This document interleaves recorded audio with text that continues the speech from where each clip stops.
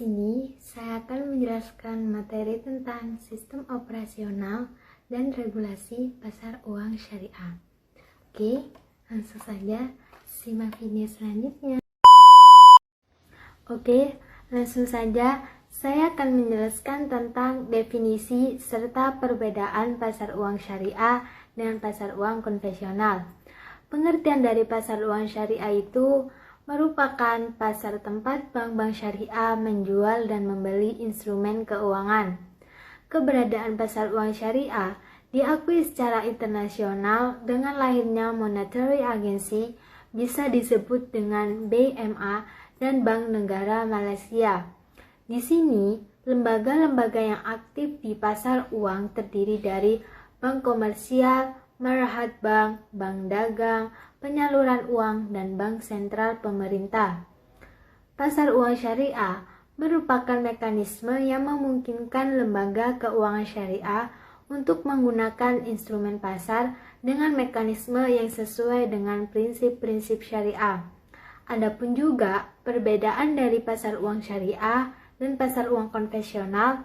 Yang pertama, pasar uang syariah tidak mendasarkan transaksinya pada suku bunga, melainkan pada pola bagi hasil. Sedangkan pasar uang konvensional seluruhnya mendasarkan transaksinya pada suku bunga. Yang kedua, peserta pasar uang syariah antara lain meliputi bank syariah dan bank konvensional. Sedangkan pasar uang konvensional sendiri hanya terdiri bank konvensional saja. Yang ketiga, garansi yang digunakan dalam pasar uang antar bank syariah adalah sertifikat investasi mudharabah. Sedangkan peranti yang umum digunakan dalam pasar uang antar bank konvensional adalah promise dan promissory notes. Yang keempat, sertifikat investasi mudharabah antar bank atau disebut juga dengan IMA. Sebagai peranti utama pasar uang antar bank syariah, hanya dapat dialihkan satu kali, sedangkan terhadap promise dapat dipindah tangankan berulang kali selama belum jatuh tempo. Yang kelima, dalam perhitungan imbalan peranti pasar uang antar bank syariah dapat mengikuti sertakan sama sekali komponen utama perhitungan imbalan dalam pasar uang antar bank konvensional. Yang keenam, risiko yang timbul dari aktivitas transaksi pada pasar uang syariah terhadap relatif jauh lebih kecil daripada risiko transaksi pasar uang konvensional. Dan yang terakhir, sertifikat IMA sebagai peranti utama pasar uang antar bank syariah diterbitkan sebagai tanda bukti penyertaan, oleh karena itu hanya dapat dipindah tangankan satu kali. Nah, di sini, regulasi pasar uang syariah, di mana instrumen yang digunakan dalam pasar uang antar bank syariah atau disebut juga dengan PUAS adalah apa yang dimaksud dengan SIMA, Sertifikat Investasi Mudharabah Antar Bank. Di mana juga SIMA ini digunakan sebagai sarana investasi bagi bank yang memiliki kelebihan dana untuk mendapatkan keuntungan, dan di lain pihak pun juga dapat digunakan sebagai sarana untuk mendapatkan dana jangka pendek bagi bank syariah yang mengalami defisit dana. Adapun juga persyaratan-persyaratan yang harus dipenuhi untuk menerbitkan sertifikat. Yang pertama, harus mencantumkan kata-kata sertifikat investasi mudharabah antar bank, disebut juga SIMA. Yang kedua, tempat dan tanggal penerbitan SIMA. Yang ketiga, nomor seri sertifikat SIMA. Yang keempat, nilai nominal investasi. Yang kelima, nisbah bagi hasil. Yang keenam, jangka waktu investasi. Yang ketujuh, tingkat indikasi imbalan. Yang kedelapan, tanggal pembayaran nominal atau imbalan. Yang kesembilan, tempat pembayaran. Yang kesepuluh, nama bank penanaman dana. Yang ke-11, nama bank penerbit dan tanda tangan pejabat yang berwenang. Yang ke-12, berjangka waktu paling lama 90 hari. Dan yang terakhir, diterbitkan oleh kantor pusat bank syariah atau unit usaha syariah lainnya. Pasar uang syariah dan pasar uang konvensional di mana memiliki peserta, tujuan, dan karakteristik pasar uang syariah yang terdiri dari dua bagian. Bagian yang pertama, kedua belah pihak yang membutuhkan dana. Secara pengertiannya, ada dua pihak yang terlibat dalam pasar uang secara langsung atau tidak langsung. Kedua belah pihak ini memiliki kepentingan dan tujuan mereka sendiri untuk satu sama lain, dan pihak dua berikut berpartisipasi dalam pasar uang. Dan bagian yang kedua, pihak yang menginvestasikan dana, di mana pasar uang ini terdiri dari bank, yayasan, dana pensiun, perusahaan asuransi, perusahaan-perusahaan besar, lembaga pemerintahan, lembaga keuangan lainnya, dan individu atau masyarakat.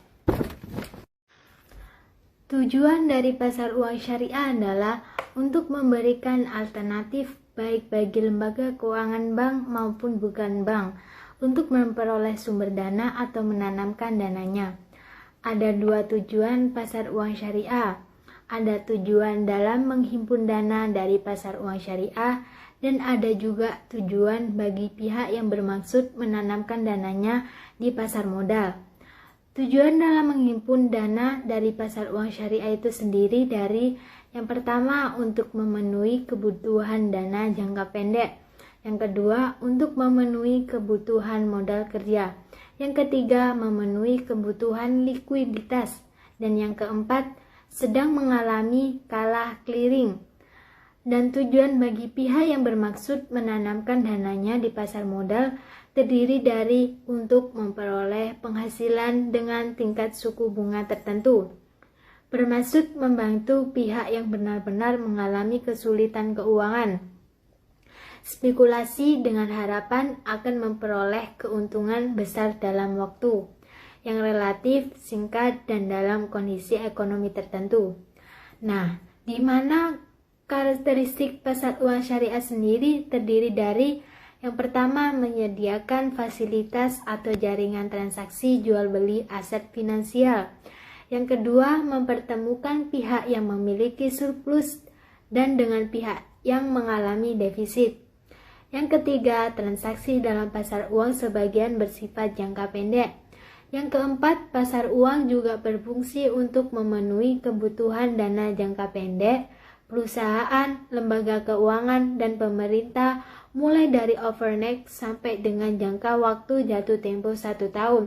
Dan yang terakhir, kelima ini, pada waktu yang sama pasar uang menyediakan outlet investasi bagi pihak surplus dana jangka pendek yang ingin memperoleh pendapatan atas dana yang belum terpakai. Faktor risiko dalam pasar uang syariah adalah merupakan suatu permasalahan yang disebabkan karena adanya perubahan harga pada pasar. Seperti halnya perubahan nilai dari aset itu sendiri, di mana risiko pasar uang yang terdiri dari risiko imbal hasil, risiko nilai tukar, risiko komoditas, dan risiko ekuitas. Risiko imbal hasil adalah risiko akibat perubahan tingkat imbal hasil yang dibayarkan bank kepada nasabah karena terjadi perubahan tingkat imbal hasil yang diterima bank dari penyaluran dana, yang dapat mempengaruhi perilaku nasabah dana pihak ketiga bank. Risiko nilai tukar adalah risiko di mana nilai wajar atau arus kas kontraktual masa datang dari suatu instrumen keuangan akan terpengaruh akibat perubahan nilai tukar.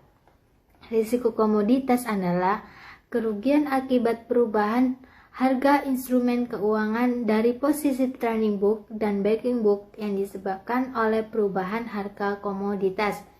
Risiko ekuitas adalah risiko kerugian akibat perubahan harga instrumen keuangan dari posisi trailing book yang disebabkan oleh perubahan harga saham.